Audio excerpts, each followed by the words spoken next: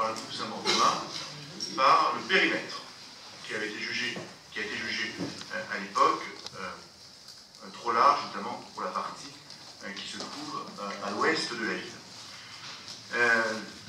Le stationnement résidentiel, dans son coût, a été voté à l'unanimité du conseil municipal.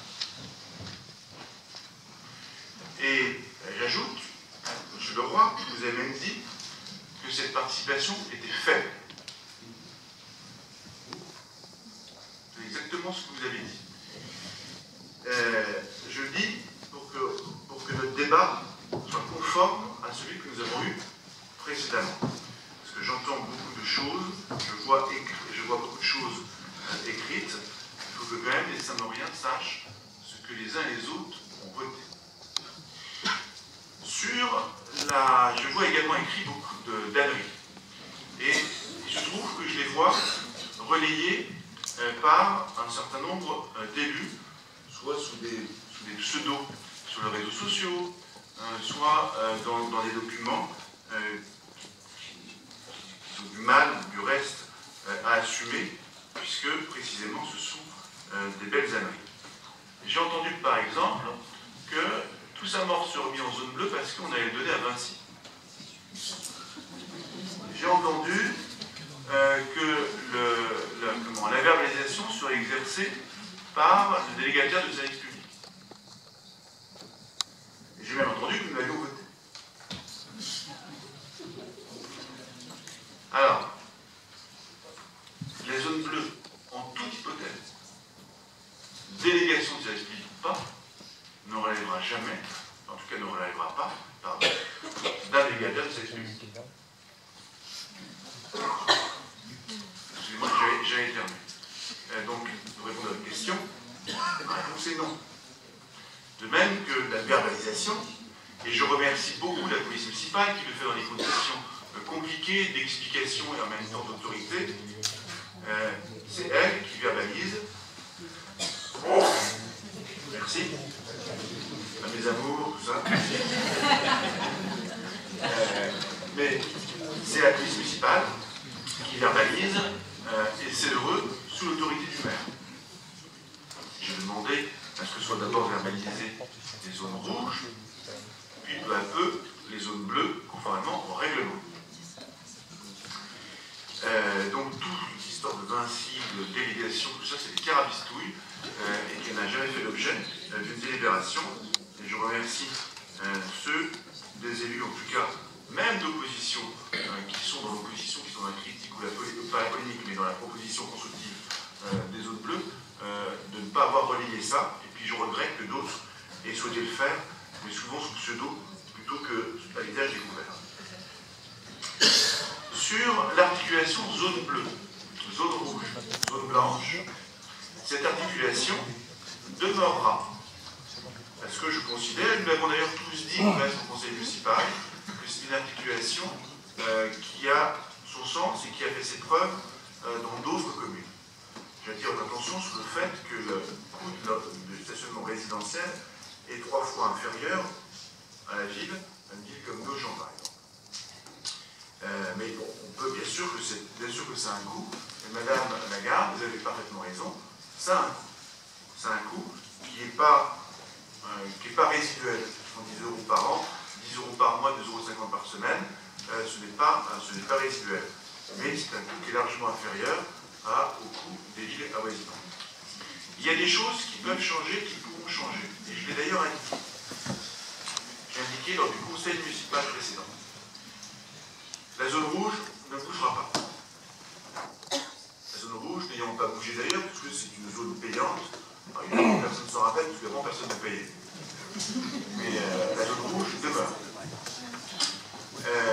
En revanche, la zone bleue, nouvellement créée, il peut y avoir des limites de périmètre sur lesquelles on va pouvoir bouger. Il y a un certain nombre de personnes qui nous ont écrit en nous disant que la zone de périmètre était beaucoup trop large et que devant chez eux, ça ne se justifiait pas. Soit, moi j'ai pas la science infuse, et le trait du stylo peut bouger à ce moment-là. D'autres nous ont écrit en disant nous, on aimerait rentrer dans la zone. chemin inverse. Pardonnez-moi, c'est l'eau qui me gagne, mais je pense que je pourrais finir le conseil quand même. D'autres pourront rentrer dans la zone. Mais le périmètre, lui, pour répondre à votre question, pour répondre à vos questions, pourra bouger, et on l'a dit, je l'ai dit dès le départ. Est-ce qu'il bougera à court terme, M. Leroy? Certainement pas. Ce n'est pas 15 jours, 3 semaines après la mise en place d'un dispositif qu'on en juge la pertinence. Donc, je pense que, après une observation, après des remontées de terrain, après une discussion avec les uns et les autres, nous aurons à corriger ce périmètre s'il doit être corrigé à un horizon de fin novembre, décembre. C'est à ce moment-là que nous corrigerons les choses si nous devons les corriger.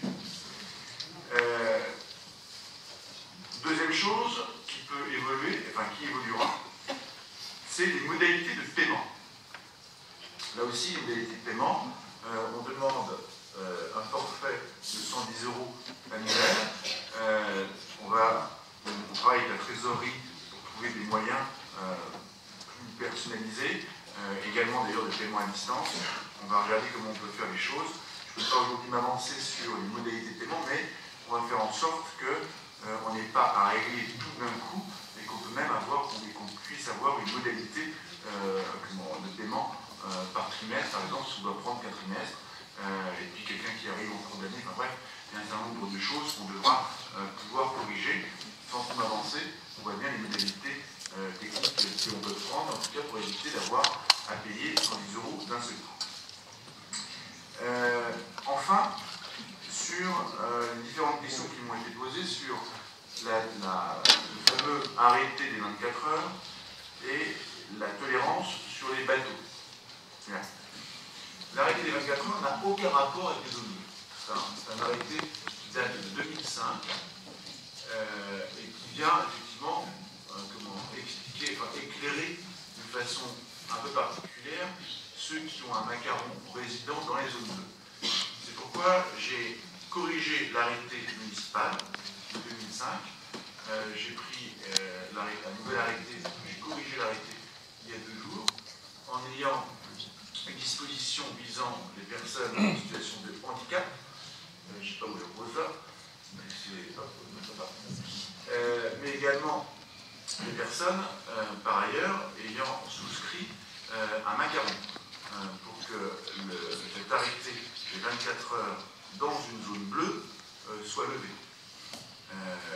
L'arrêté des 24 heures permettait en réalité à la ville, jusqu'à présent, non pas de pêcher ce qui était là des 24 heures, mais de permettre d'intervenir et de pouvoir retirer des voitures ventouses, manifestement ventouses.